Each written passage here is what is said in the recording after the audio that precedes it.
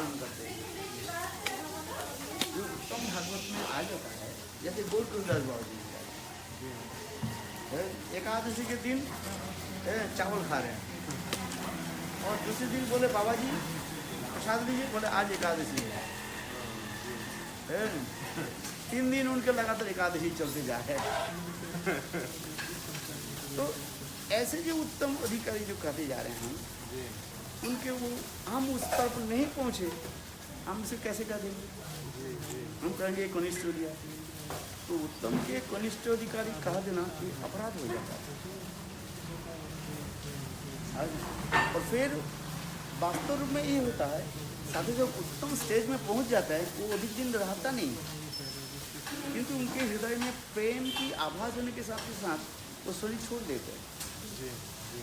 क्योंकि शास्त्र के विचार कहते हैं, हम अभी शास्त्र विचार कर रहे हैं, शास्त्र में ये कहते हैं जो किसी के हृदय में प्रेम उत्पन्न हो जाए है, तो ये प्रेम शरीर को धारण कर नहीं पाते हैं।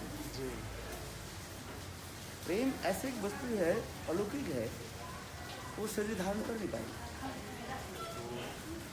उनकी जो क्रिया ऐसे होता है, क्योंकि प्रेम में ऐसे होता है, लिखा है बृहद भागवतम में श्री बृहद सनातन में लिखते हैं, प्रेम जैसे एक विषवत जाला जैसे होता है,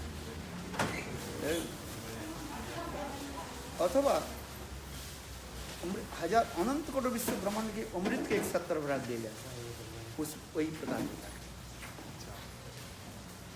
है। हम जो उत्तम उत्तम कहते हैं, चलो कहीं अपराध ना हो जाए, किंतु उत्तम वस्तु है क्या चीज? बृहद भागवत इसलिए सनातन को सही बात करें और चैतन्य कृष्णदास कविराज को सही वर्णन करते जा रहे हैं। क्योंकि प्रेम जो है शरीर धारण कर नहीं पाते। अनंत करोड़ विश्व ब्रह्मांड के ठंडापन जो है, कोल्ड जिसको हम कहते हैं, एक तरफ रख दिया जाए, बोले उनके शरीर इतने कोल्ड हो जाता है, ठंडी हो जाता है। और फिर एक ही साथ में अनंत करोड़ विश्व ब्रह्मांड के जितने ताप है शरीर में, इतने ताप उत्पन्न हो जाता है। बोले गर्मी और ठंडी एक साथ में कैसे रह सकता है? संभव नहीं। बोले प्रेम दशा में ऐसे ही होता है, अप्राकृत होता है। हम जिसको कहा जाता है ठीक है, वो वही प्रेमिक जो है, जो जैसे रूप सनातन आदि, वो भगवान के नित्य परिकर होने के नाते है, वो सर्वशक्ति के प्रकाश है। सब ये कोई जीव तत्व नहीं है। तो उनके हृदय में प्रेम आदि जो है वो जोगमाया संचार करके रखते हैं। साधारण जीव में तो संभव ही नहीं। तो यहाँ पर भी तत्व विचार होता है, कौन जीव तत्व, कौन परिकर तत्व। जीव तत्व में हम साधक मानते हैं और परिकर तत्व में उसके साधक नहीं कहा जाता है, तो उसी परिकर कहा जाता है। वो भगवान के साक्षात जो है सर्व शक्ति के प्रकाश कहा जाता है। जैसे राधिका से मंजरी को वही साक्षात में भी आया। वो जीव तत्व नहीं है, वो परिकर तत्व माना जाता है। उनके हृदय में जो प्रेम आदि जो होता है उत्पन्न होता है, वो प्रेम जोगमाया के द्वारा उनके शरीर और दिव्य शरीर अपराकृत शरीर, उसके निर्णय देना हमें संभव नहीं होता है। जैसे मैंने पहले कहा दिया, इस साधक जिसको हम कह रहे हैं, साधक से जीव तत्व में साधक कहा जाता है और परिकर तत्व में उसके साधक नहीं कहा जाता है। तो उसके क्या कहते हैं? सिद्ध कहा जाता है। एक साधक होता है और सिद्ध होता है। किंतु वो परिकर आदि जो आते हैं, जैसे रूप सनातन, वो साधक के भांति क्रिया आदि करते रहते हैं, किंतु वो साधक नहीं है। वो क्या है? सिद्ध है। अभी हमें कुछ प्रश्न में आ जाता है, ये साधक किसको कहा जाता है, सिद्ध किसको कहा जाता है? हम कैसे समझेंगे? वो भी हम केवल तत्व शास्त्र के विचार के ऊपर हम उसको लागू कर रहे हैं। इसलिए सनातन गोस्वामी के बाद ये भी विचार देख रहे तो अंत में कह रहे हैं, कहीं अपराध ना हो जाए, कहीं हम सिद्ध के साधक रूप में उसके कहा दिया हम तो एक वक्त में कह देते हैं, अरे ये मध्यम अधिकारी, ये उत्तम अधिकारी। तो तुम उत्तम अधिकारी को मध्यम अधिकारी हो? उसको पूछो, वो कहेंगे तो मैं कनिष्ठ रहते हुए तुम कनिष्ठ अधिकारी कैसे जान लियो उत्तम अधिकारी? उत्तम भागवत केवल उत्तम की समझ सकता है। जब उत्तम में नहीं पहुंचे, उत्तम निर्णय नहीं दे सकते, निर्णय नहीं ले सकते। तो मध्यम तो पहचान सकता है, मध्यम अधिकारी पहचान सकता है कि ये उत्तम है ना? नहीं, वो केवल शास्त्र ज्ञान के द्वारा, मध्यम अधिकारी शास्त्र ज्ञान के द्वारा निर्णय ले रहे हैं। अच्छा। किंतु वो विचार ठीक नहीं है, क्योंकि एक अनुभव की वस्तु है। अभी गौर कृष्ण बाबा जी के क्या समझेगा बताओ? मध्यम कोई कहेंगे गौर कृष्ण बाबा जी के जो बहिर्जी उनके क्रिया जो देख रहे हैं, वो भी एकादशी नहीं कर रहे हैं। हम कहते हैं ये थोड़ी बाबा जी है, ये तो नियम ही नहीं पालन करता है, एकादशी नहीं करते, अब अपराध हो जाते कि नहीं? आप उसी स्टेज में जब पहुंच जाए तो आप अपराध करके मर जाओगे। और एक वास्तव कनिष्ठ अधिकारी है, वो उत्तम अधिकारी वहां पे भी काम कर रहे हैं, दिखा रहे हैं, वो भी अपराध हो जाता है। क्योंकि मध्यम अधिकारी के कार्य होता है शास्त्र ज्ञान के द्वारा सिद्धांत ले लेना, किंतु वो केवल शास्त्र के ज्ञान के द्वारा सिद्धांत जो है वो चूड़ांत सिद्धांत नहीं है। This is not supremacy. ये जैसे हम उदाहरण, जैसे कि नीच कोर्ट के डिसीजन है, निचली बात कोर्ट होता है ना, कोर्ट के 3 स्तर होता है, एक निचली कोर्ट होता है, एक अपर कोर्ट होता है, एक सुप्रीम कोर्ट होती है। सुप्रीम कोर्ट जो है वो जो निर्णय देते हैं उसके सर्वमान्यतम होता है।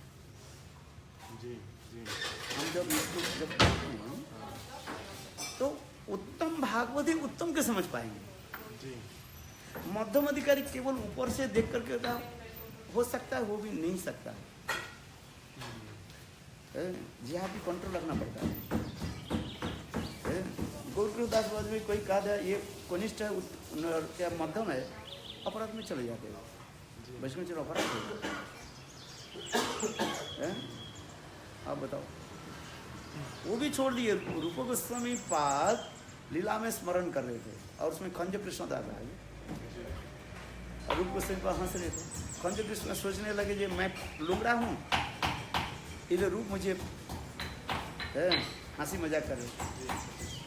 लेकिन बाद में पता चला क्या, ये रूप गोस्वामी पाद लीला स्मरण कर रहे हैं। तो ये शास्त्र कभी कभी शास्त्र ज्ञान के द्वारा हम किसी के ऊपर निर्णय नहीं ले सकता, मैंने चूड़ांत सिद्धांत नहीं ले सकते हैं। आप कैसे समझेंगे वो उत्तम अधिकारी? उत्तम ही उत्तम के समझेंगे, वो भी उत्तम के केवल शास्त्रीय सिद्धांत के द्वारा नहीं समझ सकते, क्योंकि अनुभूति के एक विषय होता है।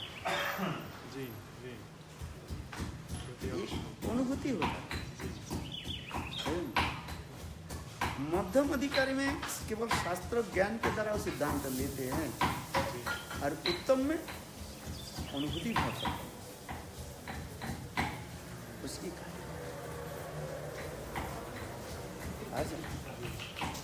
ये भी 3 जो प्रकार के वैष्णव क्या, कनिष्ठ मध्यम उत्तम, ये भी 3 स्तर होता है। कनिष्ठ कनिष्ठ कनिष्ठ मध्यम कनिष्ठ उत्तम, मध्यम कनिष्ठ मध्यम मध्यम मध्यम मध्यम उत्तम। उत्तम भी 3 प्रकार के होते हैं, उत्तम कनिष्ठ, उत्तम मध्यम और उत्तम उत्तम है।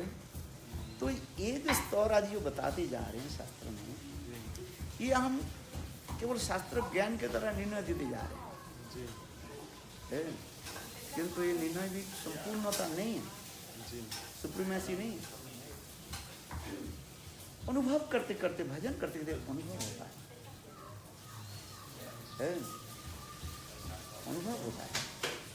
कह देने से तो शास्त्र ज्ञान तो किसी होता है, शास्त्र ज्ञान पढ़ लो, जिसके ब्रेन बा क्या बोले एक्सेप्टेबल क्षमता, सारे श्लोक याद कर लिया। श्लोक याद करने से क्या होता है? बहुत 10 श्लोक नहीं बोलते थे, अब बड़े बड़े पंडित को पछाड़ देते थे। तुम ये सिद्धांत तो गलत बोल रहे हो, भागवत ये लिखा ये लिखा। हम ये सोच रहे हैं वो अच्छा बोलता है जो वो उत्तम हो गया और ज्ञानी हो गया, ऐसे भी नहीं है। भजन एक अपने अनुभूति के विषय होता है। भजन करते करते है, हाँ, इसलिए जो कुछ भी कहा गया शास्त्र में ये केवल बहिर की कहा गया, बहिर में एक्सटर्नल। इंटरनल तब होता है भजन करते करते अपने हृदय में अनुभूति होती है। तो नाम करते करते नाम प्रभु ही जो हमारे हृदय में अनुभूति करा देता है। इसलिए जैव धर्म में हर चैप्टर में पढ़ करके देखना बाबा जी महाराज करे, ये देखो आप लोग को मैंने जो कुछ कहा ये नाम करते करते आपके अनुभव होगा, और वस्तु के द्वारा अनुभव नहीं होगा। ये नाम करते करते नाम ही प्रभु जो है आपको अनुभव करा देगा। इसलिए नाम ऐसे चिन्मय का, इसलिए कहते हैं कली कले नाम बिना नहीं आर धर्म, सर्वशास्त्र यही सार मर्म। समस्त शास्त्र की एक ही तात्पर्य है क्या? हरिनाम। ये हरिनाम करते करते आपको अनुभव कराएंगे। के द्वारा नहीं हो सकता, तर्क के द्वारा संभव नहीं है। तर्कात अप्रतिष्ठना, इसे वेदांत सूत्र में कह रहे हैं, तर्क के द्वारा आप प्रतिष्ठा नहीं कर सकते।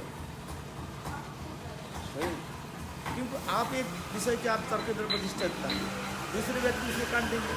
शास्त्र अनंत शास्त्र है, काट देते हैं। इसलिए तर्कात अप्रतिष्ठना, शास्त्र की तात्पर्य जो अनेक होता है, अर्थ अनेक बनता रहता है। जैसे युधिष्ठिर महाभारत की कथा आता है, पांचों पांडव द्रौपदी जब भ्रमण करते प्यास लग गया, द्रौपदी के प्यास लगी। द्रौपदी कहने लगे देखो मैं प्यास में छटपटा रही हूँ, मुझे मेरे लिए पानी ले आओ। कहाँ देखो पानी कहाँ मिलेगा, पानी ले आओ। युधिष्ठिर महाराज ने कहा भीम को जाओ, भीम तुम पानी ले आओ। द्रौपदी पानी के लिए तड़प रही है, पानी ले। तो पानी कैसे ले आएंगे, कहाँ पर? वो देखा तो विशाल मैदान है, सारी तरफ केवल पेड़ पौधे नहीं है, केवल धूप धूप दिखाई पड़ रहा है। ऐसा नहीं। भीम थोड़ा आगे चले, कुछ तो चलने के बाद देखा कुछ पक्षी जो है उस दिशा की तरफ जा रहे थे। अच्छा। तो भीम ये विचार करने लगे जरूर उस दिशा में पोखर होगा, सरोवर होगा। पक्षी जब जा रहे हैं पानी पीने जा रहे हैं, तो वहीं पर भीम ने कि उस दिशा को लेकर के चल पड़े। जाकर के देखा, एक स्थान में देखा विशाल एक सरोवर है और इतने सुंदर स्वच्छ निर्मल जल है। उसके देख करके भीम भी विचार करके मैंने पहले पानी पी लेता हूँ, इसके बाद पानी लेकर के जाता हूँ द्रौपदी के लिए। है पानी पीने के लिए गए और इतने समय आवाज आई, भीम पानी पर से मत करो, मेरे प्रश्न के उत्तर दो। मेरे प्रश्न के उत्तर नहीं दिया और पानी स्पर्श कर लिया तो मृत्यु हो जाएगी। तो भीम कहने लगे तुम कौन हो, सामने आ जाओ। मैं भीम हूँ, कुंती पुत्र मैं भीम हूँ, मैं गदाधरी भीम हूँ, मेरे साथ लड़ो। फिर कहने लगे भीम सुनो, मेरे प्रश्न उत्तर नहीं दिया और पानी को स्पर्श कर लिया तो मर जाओगे। भीम बोले तुमको मैं मानता नहीं हूँ, मैं बलवान हूँ, मेरे हाथ में गदा रहता है, सबको मैं चकनाचूर कर दूँगा। बस भीम ने उसके बात ही नहीं सुनी, पानी को ऐसे हाथ करके उठाने लगे, बस गिर गया, मर गया, लट गए। समय होती बात है। फिर युधिष्ठिर महाराज कहने लगे अर्जुन भीम तो अभी तक नहीं आ रहे, तुम जाओ देखो, जाओ कहाँ है वो। अर्जुन चल पड़े। अर्जुन चलते चलते ठीक उसी सरोवर में आ गए। देखा जल तो निर्मल तो जल है और भीम ऐसे मृत पर पड़ा हुआ है। भीम ने मेरे भाई को किसने मारा, मेरे भाई भीम को किसने मारा? है? अच्छा है, मैं देखा तो कोई है ही नहीं है। फिर अर्जुन विचार बोले पहले मैं पानी पी लेता हूँ, इसके बाद देखता हूँ कौन मेरे भाई को मारे। अर्जुन गए पानी परसे करने के लिए। इतने समय आवाज आई, अर्जुन पानी परसे मत करो, पहले मेरे प्रश्न के उत्तर दो। बिना उत्तर दिए पानी के परसे कर लिया। भीम के भांति तुम भी जमघर में चले जाओ।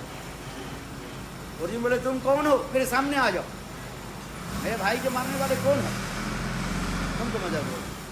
भीम घमंड करने, अर्जुन कहने लगे देखो मैं धनुर्धारी कंडीवधारी अर्जुन हूँ, कुंती पुत्र है। अपने सारे परिचय देने लगे है। द्रोणाचार्य की मैं शिष्य हूँ है। समस्त अस्त्र विद्या मेरे पास है, कौन है मेरे सामने आ जाओ, मेरे भाई के मारने वाला। मैं तुमको मानता नहीं, पहले मैं पानी पी लेता हूँ, देखता हूँ तुम्हें। फिर आवाज आई, अर्जुन पानी पर से मत करो, पहले मेरे प्रश्न को उत्तर दो, नहीं तो भीम के भांति तुम लुढ़क जाओगे। समझ? अर्जुन ने किया कि पानी को परसे किया, बस वो भी लुढ़क गए, हो गया। समय अतिबाहित हो गए। फिर युधिष्ठिर महाराज कहने लगे नकुल तुम देखो अब तो भीम भी नहीं है, अर्जुन भी नहीं है, तुम जाओ देख कर जाओ। नकुल आकर के देखा, ठीक वही सरोवर के पास आ गया, देखा भीम और अर्जुन जो है ऐसे लेटे हुए हैं मृतप्राय। कौन है? फिर वही कहने लगे तुम कौन हो, कौन तुमको मारा है भाई? अच्छा पहले पानी पी लेता हूँ। फिर वो पानी पीने के लिए फिर वही आकाशवाणी हुई है, ए और अनुकूल पानी परसे करने के पहले मेरे प्रश्न को उत्तर दो, नहीं तो तुम्हारे भाई तुम्हारी भी हो जाए। उन्हें बात नहीं सुनी, ऐसे उठाया, वो भी देखो। सहदेव भी आ गया, वो भी देखो है। इतने युधिष्ठिर देखा तो भीम भी नहीं है, नकुल भी नहीं है, सहदेव भी नहीं है। तो अब उन्होंने संग देखा चारों भाइयों को ऐसे मृत्यु शरीर पड़ा हुआ है। युधिष्ठिर महाराज विचार करते क्या बात, किसने मारा? चारों तरफ मैदान है, कोई है नहीं कोई बात। भीम भी युधिष्ठिर महाराज भी परेशान थे, विचार करते पहले पानी पी लेता हूँ फिर देखता हूँ। फिर पानी पीने के लिए गए, इतने समय वही आवाज आई, युधिष्ठिर मेरे प्रश्न का उत्तर दो, नहीं तो प्रश्न बिना उत्तर दिया तो पानी को स्पर्श कर लिया, तुम्हारी चारों भाई को तुम्हारी भी मृत्यु हो जाए। युधिष्ठिर महाराज वैसा दीनहीन होकर के बोले, ये महात्मन आप कौन हो, कि देवता हो, जक्ष रक्षक कौन हो? आप कृपया मेरे सामने आइए। तो उस समय कहने लगे मैं जक्ष हूँ, मैं धर्मराज जक्ष हूँ, मेरे प्रश्न का उत्तर दो। बोले क्या उत्तर है, क्या प्रश्न है? युधिष्ठिर महाराज बहुत दीनहीन होकर बोले, हे भगवान आपके जो प्रश्न है मैं प्रयास करूँगा देने, बताइए।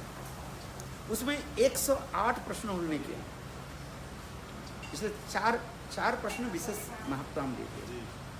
तो उसमें एक कहते हैं ये संसार में सुखी कौन है, वह मोदते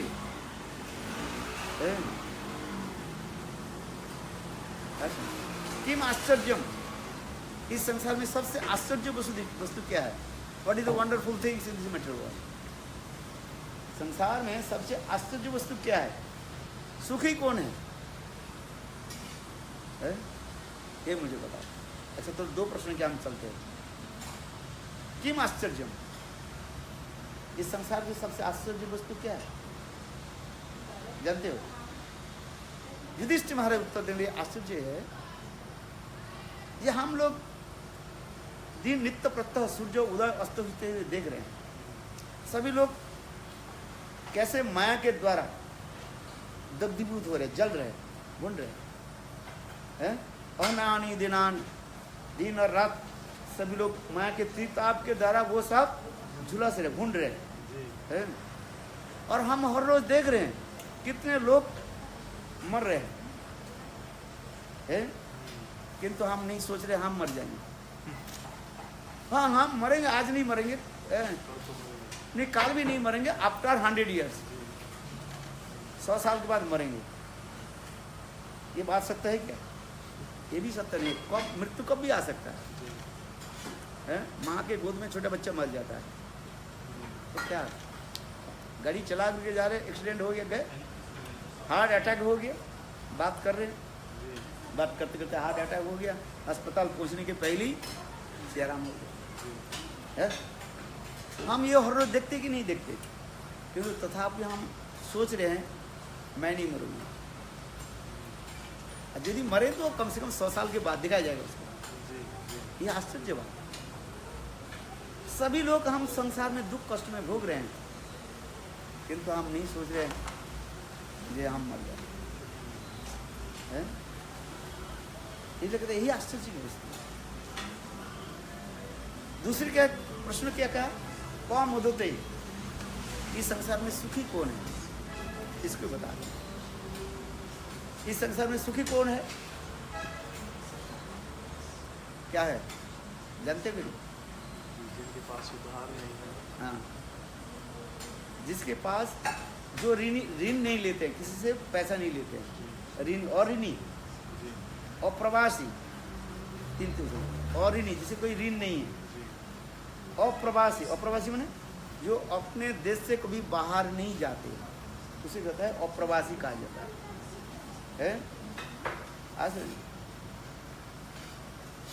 अप्रवासी और ऋणी, वो सुखी है। अच्छा, अभी हम ये दोनों के ऊपर विचार करें।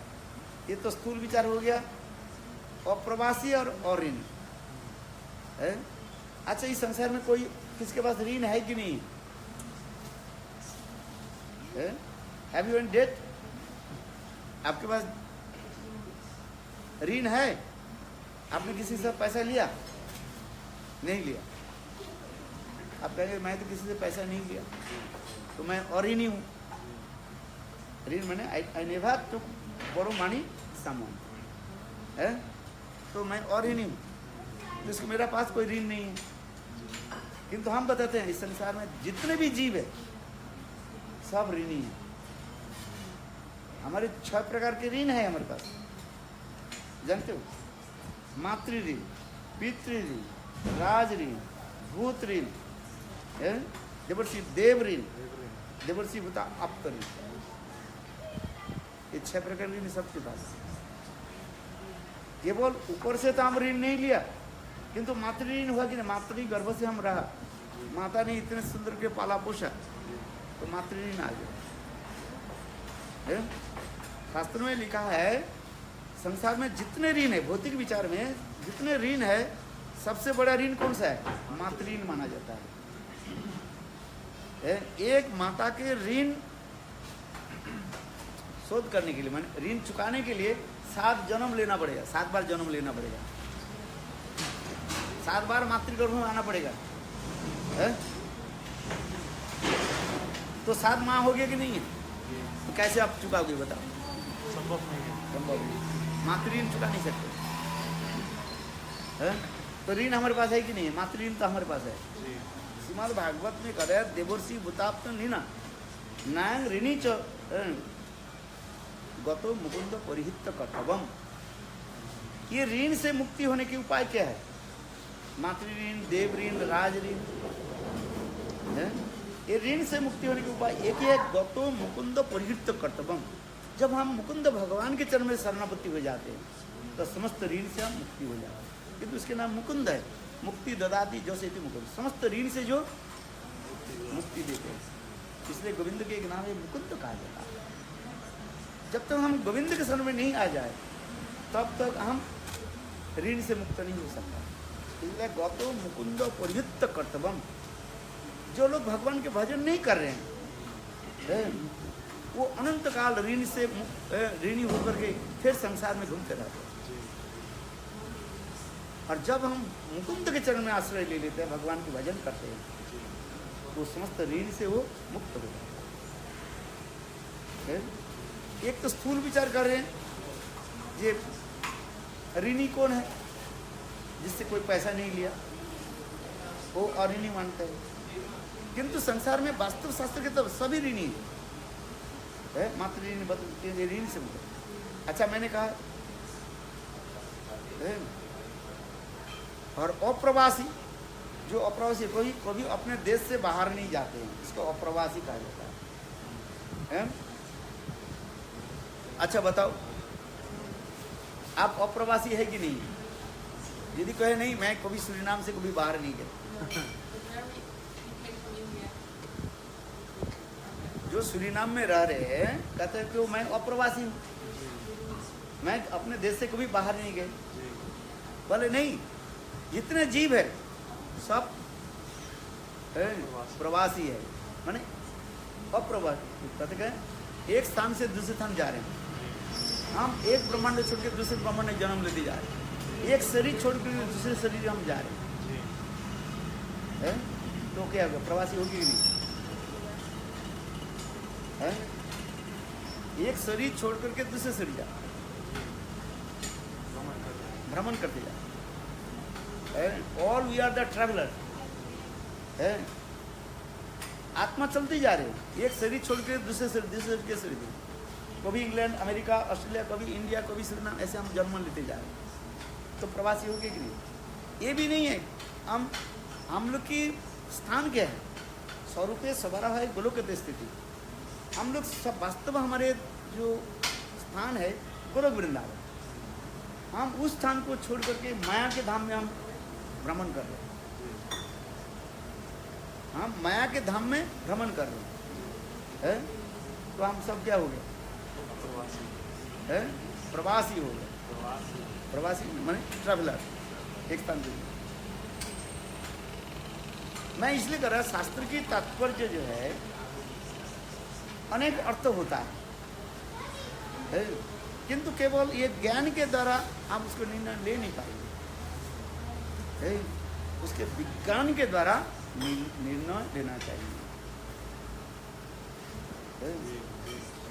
जैसे आपके जो कथा जो था, ये व्यक्ति उत्तम भक्त है कि मध्यम है, हम कैसे लेंगे? वो अनुमान के द्वारा नहीं, अनुमान नहीं प्रमाण के द्वारा, अनुमान नहीं प्रमाण। वो भी छोड़ दिए सार्वभौम भट्टाचार्य जैसे महान विद्वान, तो महापुरुष के साधारण एक साधक में समझने लगे है। कहाँ महापुरुष स्वयं भगवान, और वो क्या करे? उसमें ज्ञान कम नहीं है। सार्वभौम भट्टाचार्य बृहस्पति का अवतार माना जाता है। सार्वभौम भट्टाचार्य जो कौन है? बृहस्पति के अवतार, इनकारनेशन ऑफ बृहस्पति, कोई साधारण व्यक्ति नहीं। वो भी महापुरुष के देख करके सोच रहे हैं ये कोई साधारण मानव है, हाँ महाज्ञानी महापुरुष होगा, महापुरुष होगा, इतना ही करता है। इसलिए तो कह रहे हैं अथादि देव पदाम्बुज देव प्रसाद लेसन दूत एवं जानाति तक भवन महिम न चारण वेपी चिरम विचिन्नम। ब्रह्मा जी कह रहे, हे प्रभु आप और आपके परिवार की बारे में समझना आपकी कृपा बिना नहीं कर नहीं पाए, समझ नहीं पाए। समझने का यही होता है, अनुभव होता है, भगवत कृपा। जिसके ऊपर भगवत कृपा हो जाता है वो समझ जाता है, इसके बारे में क्या समझ। लोग कहने से थोड़ी हो जाता है। फेसबुक पे लिख देते, हाँ लिख दो तो ये महाभागवत है, दौड़ने लगे, फिर कुछ दिन के बाद ये महाभागवत नहीं है, फिर दौड़ने लगे। लिख देने से थोड़ी होता है, भजन करते करते अपने अनुभव होता है। जब तक भजन नहीं करता है, जिसके भजन में रुचि नहीं, उसको पूछो, जो कहता है भाई ये महाभागवत, उसको पूछो तुम कितना हरिनाम करते हो? नाम तो 2-4 करता है, और दूसरे के देख कहते ये उत्तम भागवत, तो उसको अनुभव का अनुभव होता है नाम के तरह। जब वो हरिनाम नहीं करता है तो उसको तो वो भी कनिष्ठ अधिकारी से नीचे चढ़ रहा है, तो क्या वो निर्णय देंगे उत्तम भागवत है? और देखो एक बात, जो हरिनाम करता है ना उसके दिनों ताब हो जाता है, वो कहते हैं प्रभु मैं नहीं जानता, वो बोलेंगे ही नहीं, कहीं अपराध में हो जाए। सावधान रहो, अपराध सबसे खतरनाक है। है। जो उत्तम होता है ना उसके दीनता इतने आ जाता है वो कभी नहीं कहता। जैसे मैंने उनको उदाहरण देता हूँ मेरी भक्ति प्रमोद पुरी गोस्वामी महाराज है। भक्ति प्रमोद पुरी गोस्वामी महाराज कितने दिनों की मूर्ति है। बहुत लंबी कथा है। किसने कहा दिया कथा कहा दिया ये वो तो अर्चन में ज़्यादा रुचि रखते हैं कनिष्ठ अधिकारी, और उनके शिष्य आग्रह के लिए गुरुदेव आपके कनिष्ठ अधिकारी कहा, और उन्होंने जपमाला हरी बोल आहा वैष्णव ने मुझे आज अधिकार दिया, कम से कनिष्ठ तो कहा। मैं तो सोचा मैं अभी तो कोई अधिकारी नहीं हूँ।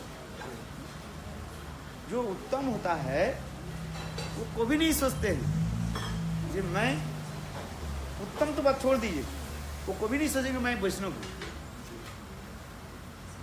आप बताओ जो लोग कहते हैं ये कनिष्ठ उत्तम हो, मैंने वो कहाँ विदय हुआ है?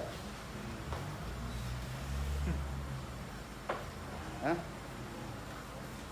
हम वैष्णव के जीवन इतिहास जब देखते हैं, जो जितने ऊंचे हो जाते ना ऊंचे स्तर में, वो उतना ही दीन ही बन जाता है। तो सोचते हैं सब भजन करते हैं, हम नहीं भजन करते। हमारी भक्ति हम तो प्रभुपाद, कोई एक छोटे बच्चे उसके प्रणाम करते हैं, उसको भी प्रणाम करते हैं, दास में दास है। क्योंकि हृदय में जितने ऐसे भाव ऊंचे हो जाते हैं उसके अपने आप उसके दिनों तक करा देते हैं। प्रेम की स्वभाव है, दंभ अहंकार नहीं रखते है। सभी देखते हैं जो सब भजन करे, मैं नहीं भजन कर रहा, यही होता है।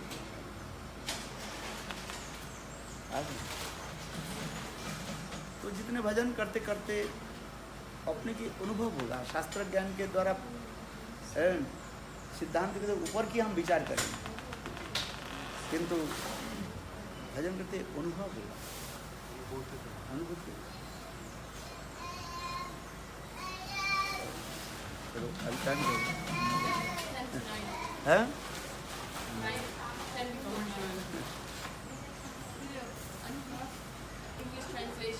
अनुभव, फीलिंग, एक्सपीरियंस, रियलाइजेशन,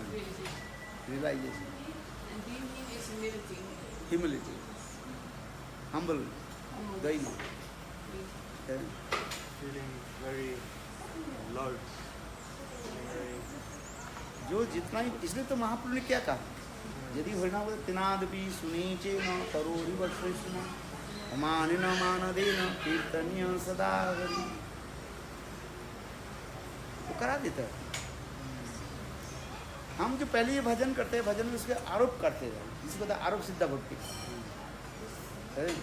इसके बाद संग सिद्धा भक्ति में आ जाता है, सद्गुण आता है, गुड क्वालिफिकेशन मैनिफेस्ट। और फिर इसके बाद क्या कहते हैं स्वरूप सिद्धा, अपने स्वरूप के अनुभव हो जाता है। और उस समय दिन रात प्रभु की कृपा के लिए प्रार्थना करते हैं, प्रार्थना करें भगवत भजन में नाम।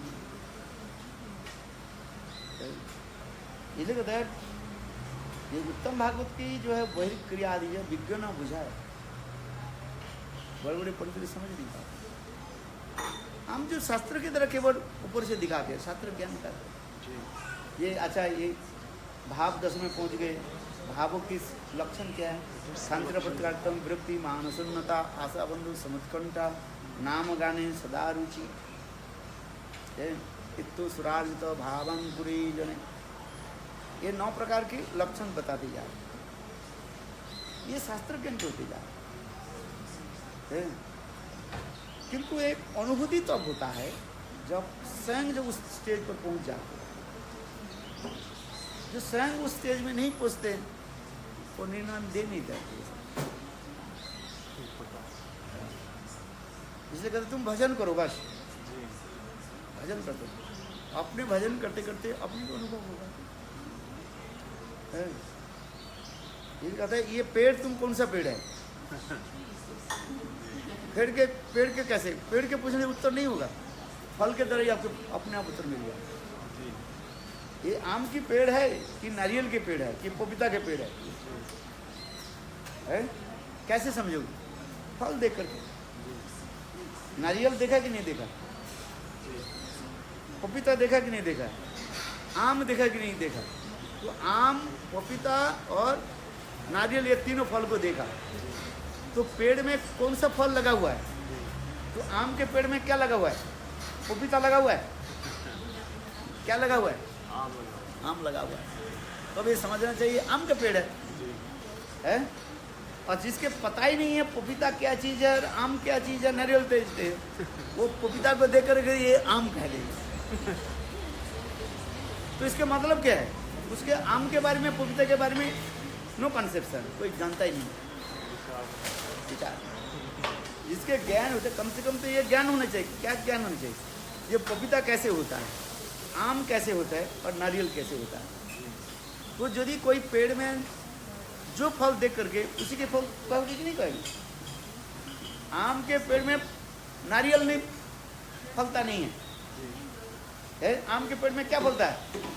आम आता है। तो इसके समझना चाहिए आम का पेड़ है। पेड़ के पूछने की जरूरत नहीं। इसमें कहते फलेनो परिचय, संस्कृत में कहा जाता है फलेनो परिचय, फल के द्वारा ही उस पेड़ के बारे में हम जान सकते हैं। तो उसी प्रकार सिद्धांत तो उसी प्रकार। हाँ, भजन करते करते आपको सब समझ में आए। भजन करते, नाम करते रहे। गुरुदेव कहते थे ये भगवान ने जो जिसको जो व्यवस्था दिया, व्यवस्था जो हमारे साथ हमारे लिए जो उचित जो कुछ किया उसके मान करके हम चलते हैं। भगवान ने हमारे लिए जो व्यवस्था कर दिया, कैसे हरिनाम करे, कैसे साधु संत करे, तो उसी रास्ते में हम चलते रहे। दूसरे की बातों के द्वारा भड़क करके इधर उधर चलने से वो डिरेल हो जाएगा, भटक जाएगा, तब पतित हो जाओगे। फिर क्या है?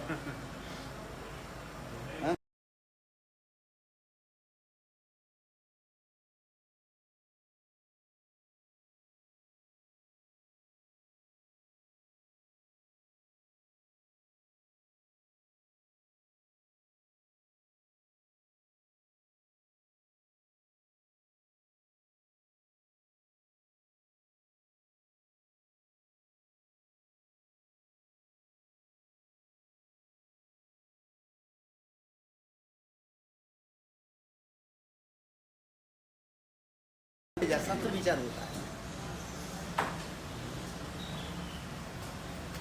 कनिष्ठ अधिकारी से मध्यम अधिकारी में शास्त्र विचार होता है। क्योंकि शास्त्र के द्वारा ही हम पहले प्रतिष्ठित होना पड़ता है। नहीं तो अद्वैतवादी, मायावादी आकर के हमारे विचार को दम नष्ट कर देंगे। सहज या सुखी भेकी आदत ये सब आकर हमारे विचार को नष्ट कर देंगे।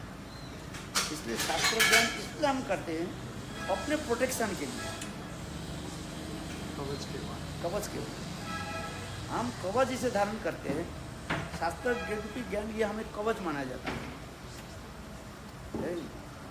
क्योंकि अद्वैतवादी आकर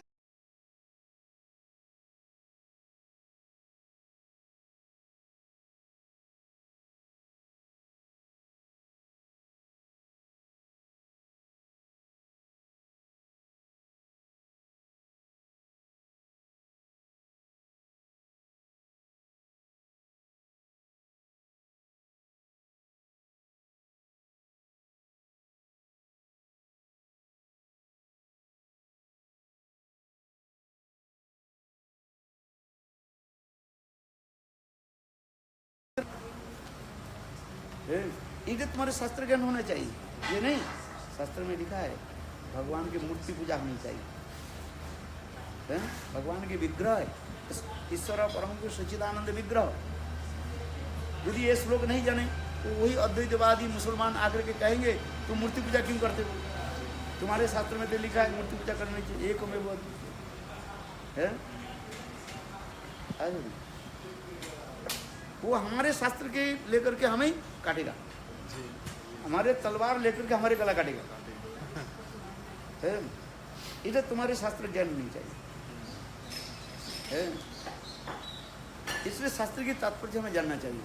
ये शास्त्र ज्ञान की इसलिए जरूरत होता है अपने रक्षा के लिए, कवच के लिए, है? रास्ता में आप चले लाठी लिए करके किस लिए चला? दूसरे को मारने के लिए नहीं, वो कुत्ते आकर के आक्रमण ना कर दे इसलिए लाठी लेकर चले, आतंकवाद को रक्षा करने के लिए, आतंक होता है ना, उसके रक्षा करने के लिए। हमें कुत्तों के मारना नहीं है, हमें कुत्ते के साथ लड़ना नहीं है, ऐसा नहीं करते। वो हम उनके साथ हिंसा करनी। ये कुत्ते आ जाए हमें काटने के लिए, उसको आत्मरक्षा करते। आत्मरक्षा करनी। तो उसी प्रकार जो मायावादी बात दुष्ट लोग आकर के हमारे बुद्धि भ्रष्ट शास्त्र के ना ढंग से नकार दे, इसमें हमें शास्त्र ज्ञान की जरूरत है, क्या समझिए? ठीक है, शास्त्र ज्ञान की वास्तविक जरूरत होता है अपने रक्षा कवच के लिए, और कुछ की जरूरत नहीं। कौन क्या कर रहे हैं हमें उसके लिए क्या फायदा है? जी कौन उत्तम हो मध्यम हो इसलिए हमें क्या फायदा है? जी, कोई लाभ नहीं। कोई लाभ है तो ठीक है, सबके सम्मान दो, जी है? और जो जिस प्रकार वैष्णव है उसके सम्मान देकर के अब चलो। ये जमाना वैष्णव चिन्हिया लोहिया आदर करीबे जबे, है? शास्त्र का जो जिस प्रकार वैष्णव उसके आदर करो, है? इसके हमें उनके साथ लड़ करके हमारे क्या हुआ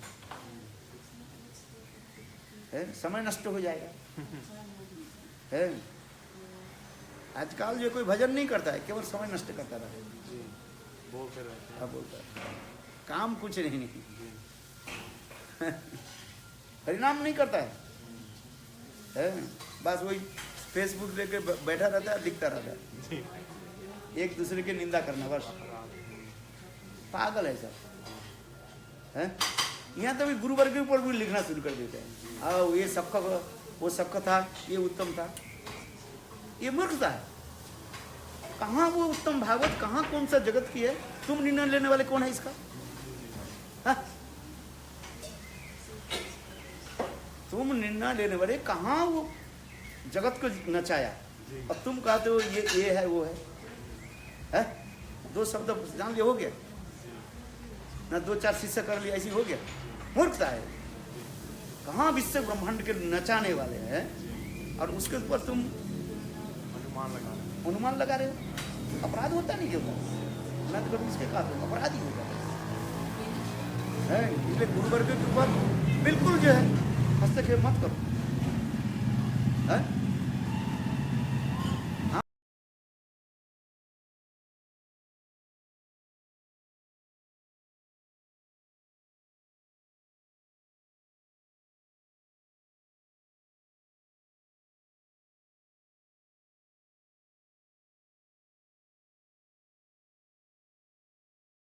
के साथ लड़े तब ठीक रहता है, योग्यता होनी चाहिए। जो ठीक है। तुम यदि कहो तुम शेर के साथ लड़ रहे हैं, हमें एक बात नहीं, तुम विश्व के उनके भांति विश्व ब्रह्मांड के नचाओ, तब तुम लिखो जहाँ ये व्यक्ति इस रस का था, तब तुम्हारे लिए शोभा देता है?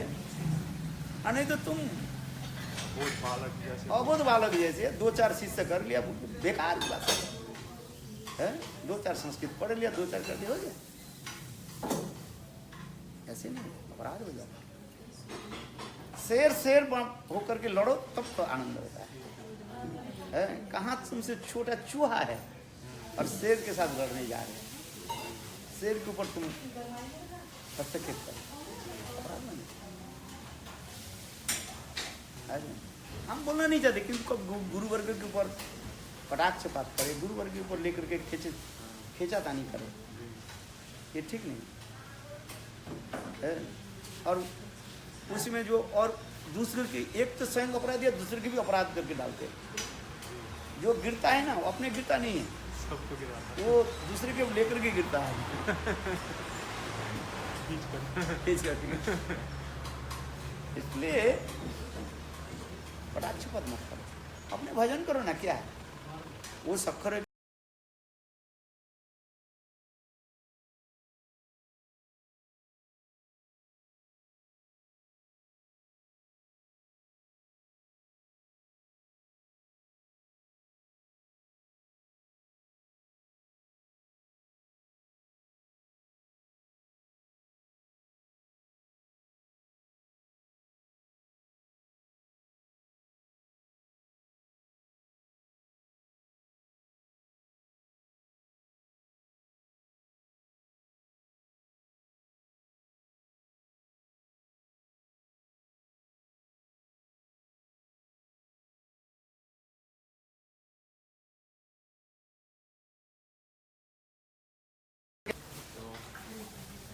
सिर्फ कंपोज करना पड़ेगा ना, कंपोज करके फिर पूरा कंपोज हो गया ना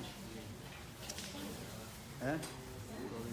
हाँ पहले कंपोज कर लो है। हाँ